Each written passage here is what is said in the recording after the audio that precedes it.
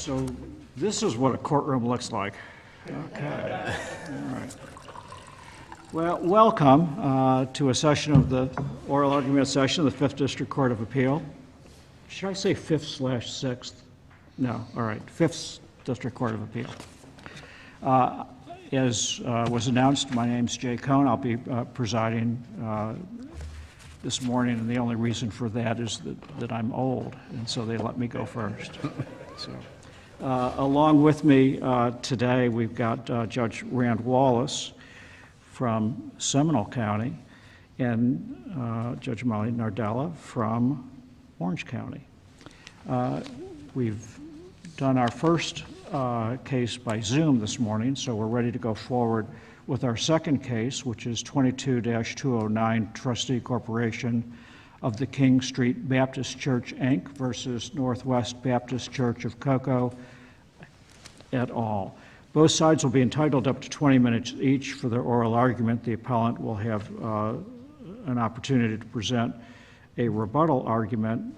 We have a default set at 5 minutes for that rebuttal argument, but you just tell me what you want. I'll be glad to accommodate whatever that request is. If anyone has any electronic devices, we'd appreciate it if you wouldn't mind just putting them on silent so that they don't interrupt or interfere with the arguments by the lawyers. So with that said, we're ready to go forward.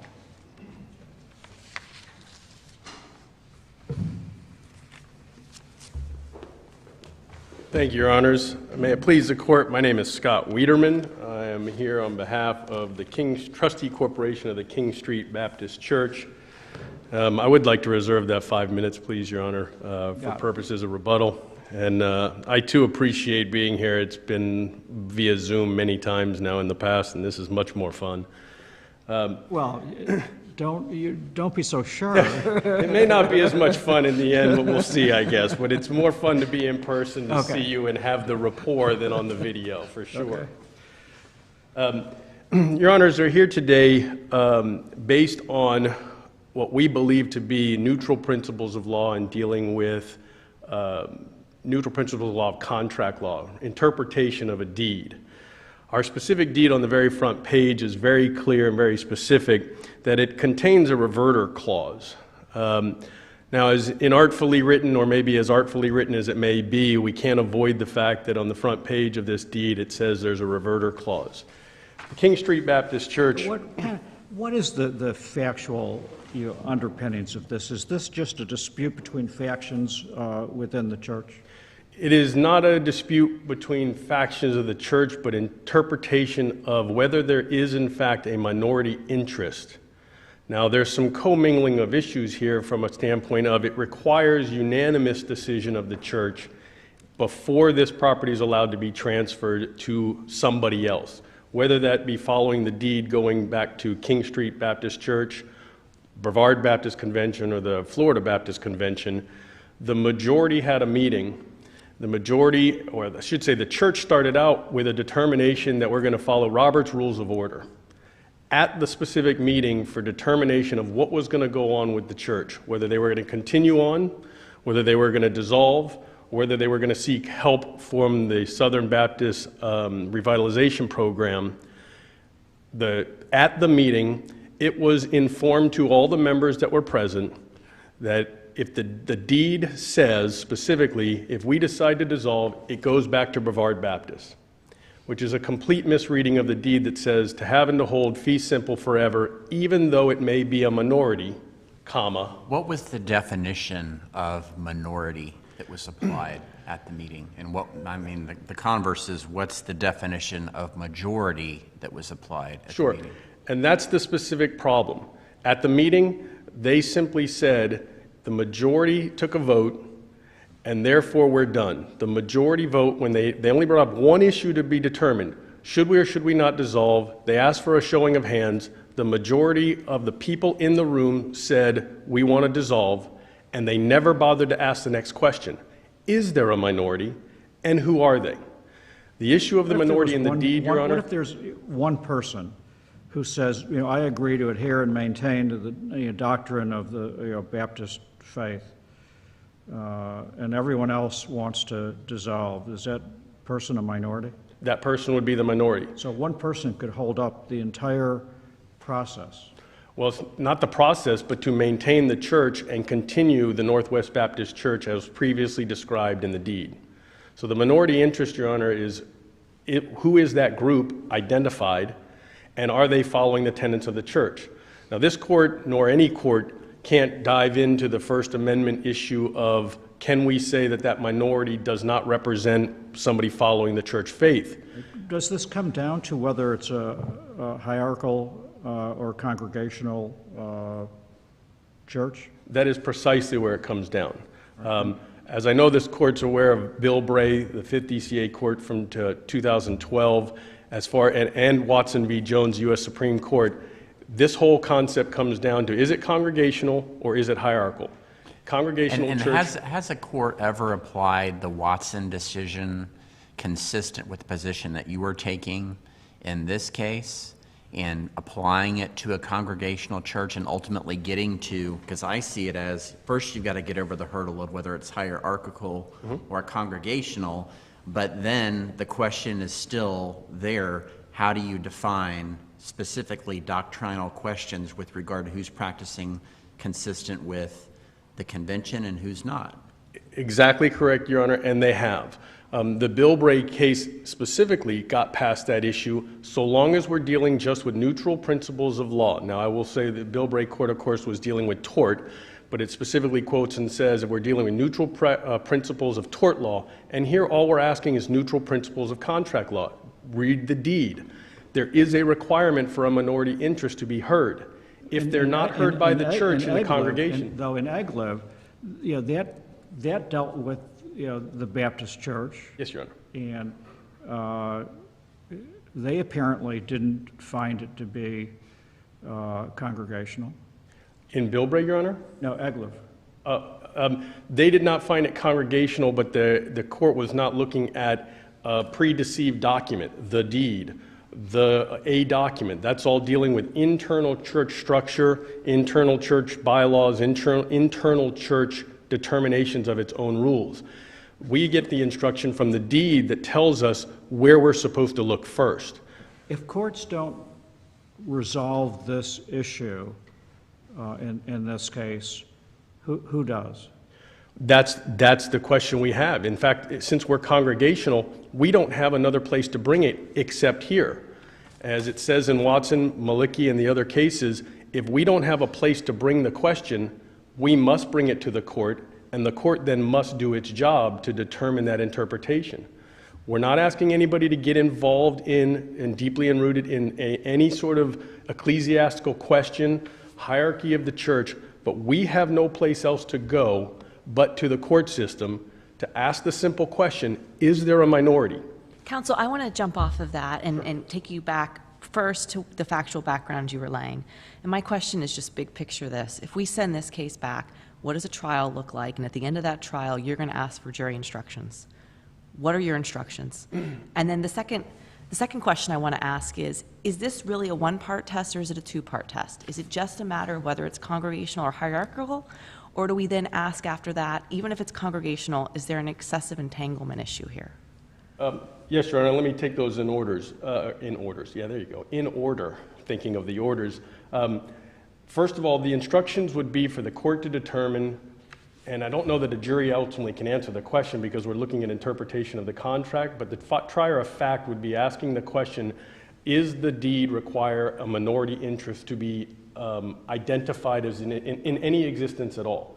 If they do, then you run afoul or could run afoul of the next question, which is, are we entangling ourselves into ecclesiastical doctrine of the church? But that's already been answered for everyone. The majority voted. We can't undo that. The minority had 13 affidavits that we were supplied to the court when the court asked in its first hearing, show us the minority and we're done here. So we did that, and the minority said, we're here. We are the minority of the King Street or Northwest Baptist Church, and we are following the tenets of the faith. That can't be undone. I'm still not quite sure exactly what the majority found. The provisions of the deed talk about whether all the members of the church failed to follow the doctrines, faith, and practice of the Baptist Church. Was that ever done?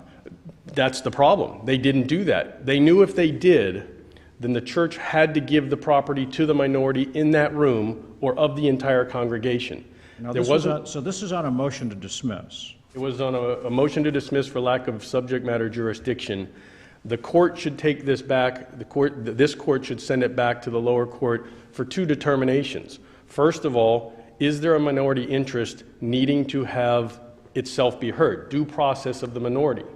Then the second question becomes, once that has been identified, what in the interpretation, neutral principles of contract law, does that mean for that minority? Or for the majority, for that matter. We don't single them out. How does the trustee have some role in all of this? I mean, it's not like there are members of the church who have brought in action saying, we are part of a minority group of congregants and we feel aggrieved. Sure. The trustee corp, being the grantor of the deed, had two very specific issues given to it. One, they have the statement at the beginning of a reverter clause. Now, I will say, and we've said it continuously to the courts, this is an inartfully written reverter clause. But in the bottom section of the warranty deed on page 2, where it says, and in the event the entire membership of the trustee corporation of the King Street Baptist Church, Inc., a Florida corporation not-for-profit, or New Missionary Church should fail or refuse to follow or should renounce the doctrines of the faith, King Street Baptist Church has to have been dissolved prior to any transfer going. That was the reversionary interest. Now, we never got to the point of what was the intent of the deed. Did the King Street Baptist Church mean it to revert to itself? Is this ambiguous in the deed? So should we get back there? I believe the lower court should determine that. Ambiguous? Ambiguity, or is it ambiguous? All right. Oh, okay. The wrong emphasis on the wrong syllable got me. Isn't this not ripe then? I mean, you don't have factually the entire body of the church renouncing. You have arguably a minority that has not been fleshed out because the minority hasn't voted. And you have an assignment, I believe, of the minority's rights, which your client is asserting that you now have. So are you standing in the shoes of the minority that hasn't even been identified, or are we not even there yet? Well, I think we were prematurely taken out of court for subject matter jurisdiction, yes, Your Honor. I think there's two issues. One, if the grantor of the deed can't enforce its terms, who can? As well as the minority who did assign their rights to us, we then stand in their shoes as well as the minority interest holder. Unfortunately, when the majority ruled or voted to disband, the church left Northwest Baptist Church. The deed left their property ownership. Now, what happens when a church disbands? Everybody goes elsewhere, except that minority group that says, wait a minute, I wanted to continue on. So they gave up the rights back to the reversionary interest, if you will, and created standing on trustee corp for two reasons. One, as the grantor, they want to see that the deed follows what they intended. And two, the minority interest has been identified, has been given the rights to trustee corp to get that property back and revitalize Northwest Baptist Church. We didn't get there. I agree, we were prematurely taken out on subject matter jurisdiction because of the ecclesiastical abstention doctrine, and we didn't get that far yet. The court needed to at least inquire if we were ever going to get to that entanglement, which we never got to. We ended up getting to the point of we identified the minority, and then everything stopped. Yeah, the conceptual difficulty is that if we have, the ecclesiastical abstention doctrine, you almost are saying, well, you don't get to that point until you do certain preliminary things, which kind of defeats the whole purpose of the ecclesiastical abstention doctrine. Well, you have to ask the question, are we going to be dealing with neutral principles of law, and are we dealing with a congregational form of government where there's congregational form of governance in the church that would have no other place to bring the due process rights of that minority in the deed? Yeah, I know that's kind of, that's kind of what Watson seems to say, but it doesn't really seem that Watson's been, given many legs subsequently. Well, we're going back to 1870s, and Watson, of course, that probably has an issue, and I know there is a glisse, the fourth, I mean, we've got I don't know that the ecclesiastical abstention doctrine, Your Honor, has really ever been ferreted out to give complete direction to all of the district courts, including even the state courts. The U.S. Supreme Court has ruled that we're not barred, but you got to get it to a certain point. I'm not even so sure at some point if we don't get to some form of entanglement. The problem is that we're dealing with being dismissed on the four corners of the document that state a cause of action with no other questioning being had before the court determined we have an ecclesiastical doctrine and we're not going to touch it. And it seems in Bilbray and this case, the district or the state court, circuit court, 18th Judicial got it wrong both times by saying there's an ecclesiastical question maybe, so we're not touching it at all. And I don't believe this court in Bilbray, Watson, Kendroff, you name it, Epperson, none of them said stop right there. You got to do the evaluation of congregational and hierarchical. You must then do the question of, are we going to get entangled, or is it neutral principles? What's your best case for that proposition that you have to do that preliminary evaluation, other than, Watson? I would say, Your Honor, Kendroff, because it deals with the organizational structures of the church. That's the U.S. Supreme Court in 1952. And then I would say Epperson, Your Honor, as we start dealing with the split membership, the faction that goes off and does their own thing for determining the form of the hierarchical congregations or congregational. Those three cases, I believe, of Watson, Epperson, and Kendroff are right on point, along with Bilbray, which Bilbray even specifically talks about, Your Honor, what makes up those questions. Where in Bilbray, where it says inter-church disputes typically concern discipline, faith, internal organization, or ecclesiastical rule, custom, or law. We're not dealing with any of those issues. We're dealing with the reading, neutral principles of law, reading a deed. So if I had to have four cases, Your Honor, those are the four. I still think Watson gets us started. It is the first case in the lineage that talks about how you have to get through the ecclesiastical doctrine to even have a place for me to stand here and ask you the question. But if the minority can't come to you and say, I don't believe I was treated properly by deed, and reviewing the deed, where can they go? I think this court has to answer that question if it's going to say you're stuck. Yeah. Well, actually, there is some law that says we don't have to answer that question. But anyway, you're into your rebuttal. If you'd like. Yes, to Your Honor. Thank you so much. I appreciate it.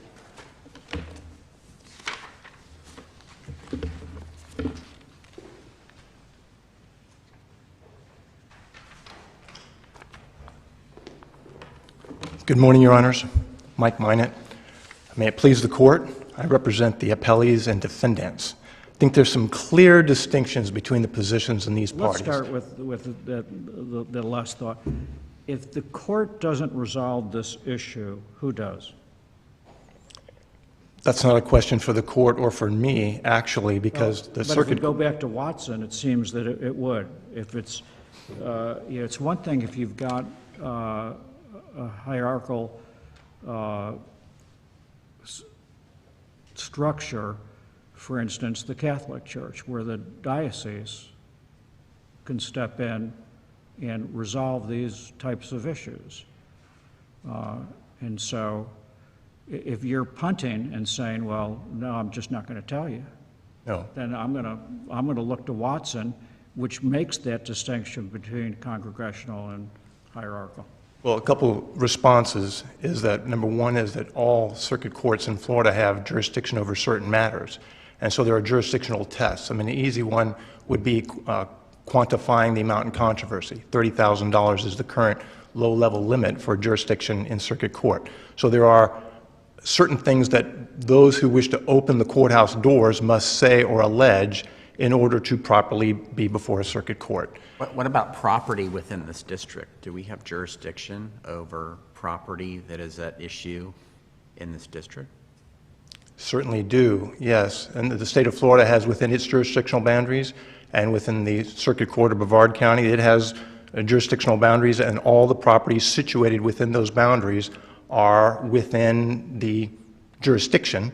There are other jurisdictional tests as well, not just the location of the property, but the test of the parties, and are they properly before the court? Is there a timeliness to the matter? There's many different jurisdictional issues. So getting back to the hierarchical, if I can move back to that, Watson recognized for the first time in the United States that the common law principle from the monarchy, which was the church autonomy doctrine, was adopted into our case law. And so we have now a rule of law just after the Civil War. In Kedroff, something very important happened in the evolution of the concept, which is it was constitutionalized within the First Amendment of the U.S. Constitution.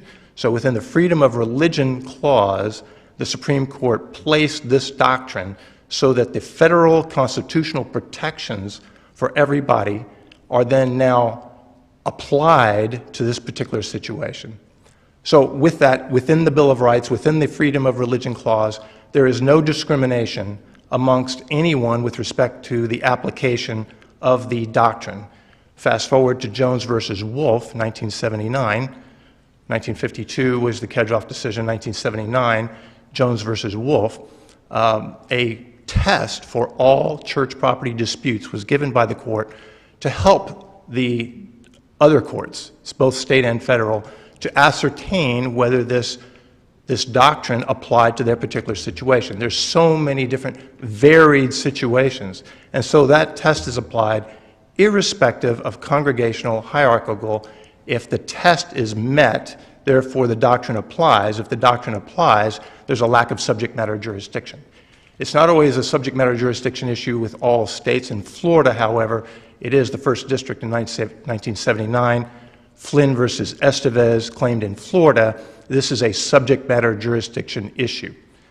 So, with that in mind, Your Honor, my response is that advisory opinions, as one posed by the appellant, where do we go? That's not appropriate for courts to answer back, in my opinion. Just like declaratory relief actions, we state when we are applying to court for declaratory relief not to ask for advisory opinions. That's in the form of an advisory opinion. Where do we go? So factually, let's assume hypothetically that the majority completely disregards the language of the deed in the reverter clause, just blows it off, says, no, we're not going to do that, period. And that's just too bad if you don't like it. That's the end of the story? That's a hypothetical, or are you suggesting? I'm asking, is your answer, yes, that's just too bad. The majority, didn't seek, the reverter clause talks about, a minority vote or a minority of the congregation. That under the, all we're doing is looking at a motion to dismiss now. That wasn't done, and your response to that is too bad. Well, the framework of the lawsuit, and I hope I'm answering the judge's question. I apologize if I'm not, but the framework of the lawsuit is that the appellant King Street claims that there's this reversion clause. The reversion clause has a dispute? No. Okay. No. So they're not claiming that. There is a reversion clause. Yes. Okay. Yes, and they attach two deeds. And the reversion clause says that if the entire congregation isn't going to follow the tenets of the Baptist faith, then the deed goes here. But if a minority are going to follow the tenets, then the property goes to the minority of the congregation. They didn't even take that step. There was never any vote allowed for the minority in this case. And what I'm hearing from you is your response is, that's okay, too bad. My position on behalf of my client is that the framework brought by the appellant, King Street, into the court system states that there was a reversionary clause, and as you've mentioned, it has certain criteria as to what would need to take place in order. It's not a religious determination. A reverter clause has got nothing to do with the tenets and faith of the Baptist Church. That's just a legal document that describes what happens with a deed. That's the position of the appellant. But within this reversionary clause, it is chock full of ecclesiastical issues, None doctrine. of those were discussed.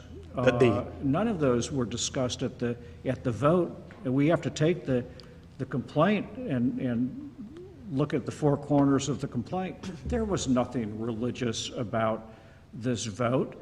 This is just it's a vote by the majority that trumps the minority.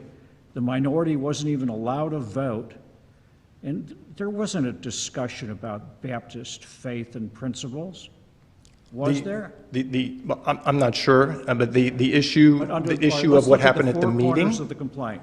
Did the four corners of the complaint Yes. allege anything about doctrinal tenets of the Baptist faith? Yes, it does.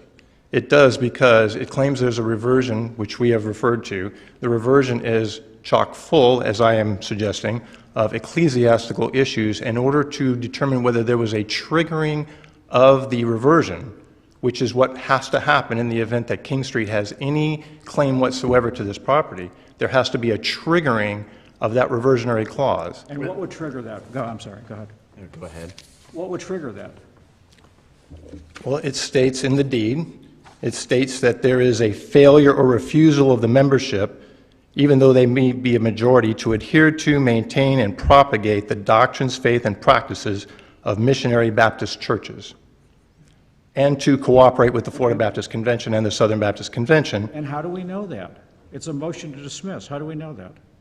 We should not inquire into those things because of the church autonomy doctrine. That's what the U.S. Supreme Court has told us, to have a hands-off attitude towards anything that would cause us to dive into issues like that. Judge Nardella asked the question, what would happen at the trial of this matter? There would have to be expert witnesses that were called to determine and provide the court with information regarding those things that we just met. Why Why couldn't it be as simple as this? Was there a vote by the minority as to whether they wanted to continue the church?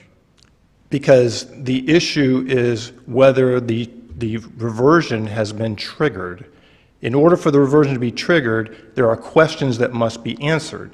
The questions that the language of the reverter says is that to find whether there was in fact those things that occurred so that the triggering took place are these things that I just read, which is whether there was a propagation of the doctrines, faith, and practices of missionary Baptist churches. And whether there was a minority, correct? That's the next question. Yes, so the first... Was there ever a minority that was identified at any point in time during that meeting? I don't know. I mean, you can assume certain things, which are if someone's conducting a meeting, then conducting that meeting, they can see how many people are in the room. Was there ever an opportunity given to the minority to voice their minority position to the majority in that meeting?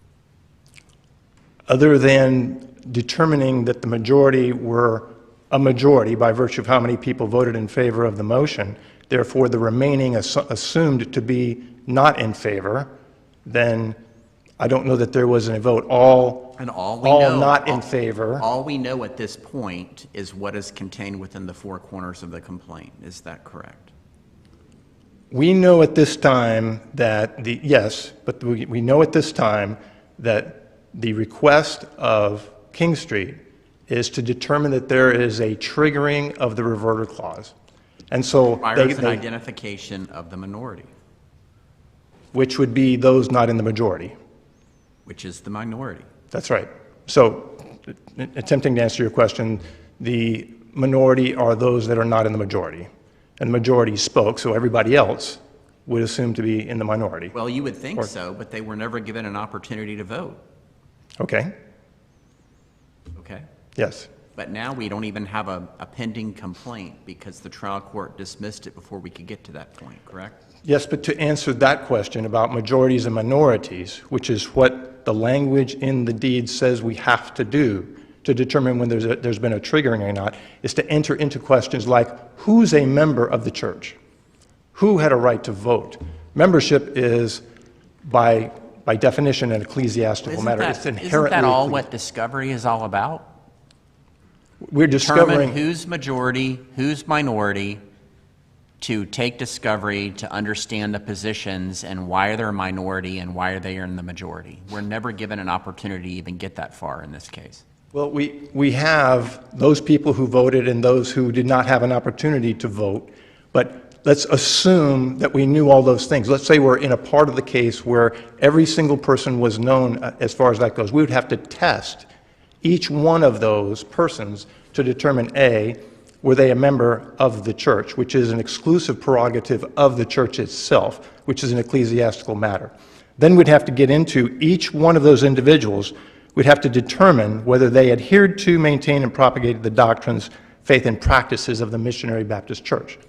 To determine whether they had a right to vote and or which group they were in, that's what the reverter says has to be done. There's a test in the reverter how to determine whether there's been a triggering or not.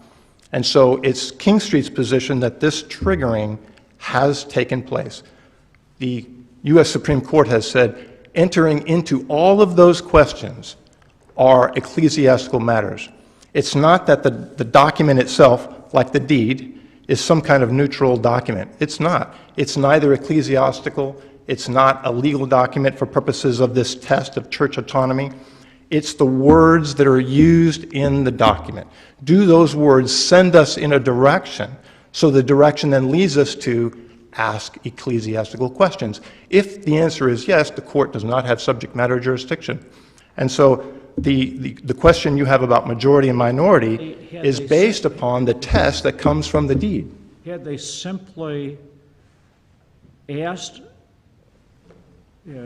all in favor say aye, all opposed say nay, then maybe we would not be in this position. Maybe we would understand exactly what your position is and say, well, no, we're not going to delve into that. But the fact that they didn't even call for a vote seems just problematical. Other than mentioning what I did before, I don't want to repeat about the majority and those who didn't vote would be minority. I suggest that the question as to majority and minority at that meeting is not the primary question for purposes of answering whether the church autonomy doctrine applies or not. The church autonomy doctrine applies based upon the test that's in the deed. Now, the deed doesn't say there must be a vote, and the vote would then determine whether to sell or give the property away. It doesn't say anything like that. That's what this church did in order to accommodate the circumstances that it was in, which is insolvency. And so what the deed says, which is what we have to focus on, it's what's attached to the complaint. And what King Street says has occurred is that there's an analysis independently of the vote, independently of what happened in order to determine what this church wanted to do based upon the insolvency issue. There has to be... How do we know there's an insolvency issue? That's why they met. Well, how do we know that? Is that in the record? Is that in the complaint? Is it anywhere? My recollection, the record is fairly sizable, but my recollection is that they met, and the record reflects that it's because they couldn't pay their bills. And so there was just a few families that were left, and so they had this meeting. So this meeting we're talking about is a fairly small number of people. So having said that, the question of triggering requires the court to get into questions that cross the line with respect to whether they are ecclesiastical or not. Neutral principles of law would be something like whether there is a violation of an easement or a boundary line dispute, things of that nature. But this is a deed that includes a test. And the test speaks to doctrine and faith and practices. Okay, but What does it mean to propagate? Again, going back to Judge Nardella's question, what does the trial look like? Someone's going to have to define what all that means. I don't know what that means. There's no judicial notice place that we can go to say, what does it mean to propagate and to adhere to? You don't see the inherent inconsistency between saying that, well, really what this is about is insolvency, and saying, oh, wait a minute, it's all about these faith-based determinations. None of it is about the faith-based interpretations and who's following the true Baptist faith and who isn't. It's all about money and where the property goes. I think you're proving my point, Your Honor. My point is that King Street has alleged that there's been a triggering of this reverter.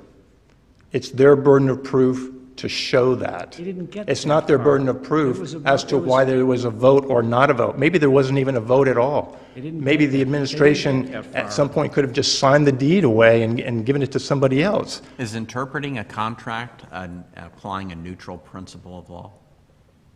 Not necessarily, because if the contract says that there's certain duties or responsibilities that are triggered based upon ecclesiastical matters, then it's not neutral. It's not the title to the document is not important. It's what's in the document and what the duties and responsibilities are based upon the language in the document. And under your position, we never get to what is in the document. I mean, absolutely. Excuse me. I think I agree. If I understand the question, we do not get to the conclusion of minorities and majorities and whether there was a propagation or doctrines of faith, because to answer that question crosses the neutral principles of law line. There is a constitutional line that has been established first by Kedroff and then redefined by Jones versus Wolf, and the neutral principle test has lived since that point and has been getting stronger. The most recent example of that has been mentioned before, which is the Ecclesiastic Baptist opinion from the 4th DCA, which said if there's any point in time along the way to get to the end of the case where issues of doctrine and membership and church governance and those types of things have to be asked, then you can't go there. Does Watson draw that constitutional line somewhere past determining whether or not the church is hierarchical or congregational? Does Watson? Yes. Watson did not. Watson only adopted the principle from the common law. It's Kedroff in 1952 that constitutionalized the concept of church autonomy. And is that determination in this case somewhere beyond coming to making the determination whether or not this church is hierarchical or congregational? It's the question of hierarchical or congregational is a church governance question, which is no longer relevant because the test applies uniformly in all situations. So the Bill of Rights does Watson's not been discriminate. overruled? I'm sorry, Watson's no longer good law? No, didn't say that. It's just that there is a evolution that goes well beyond Watson with respect to securing the rights of those for church autonomy.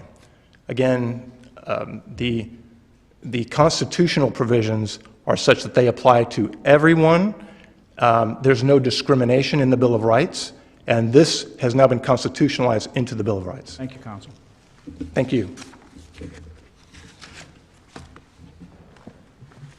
All right, you've got just a little over 4 minutes. Thank you, Your Honor. The entire concept of the appellee at this point, Your Honor, is dealing with the hierarchical churches.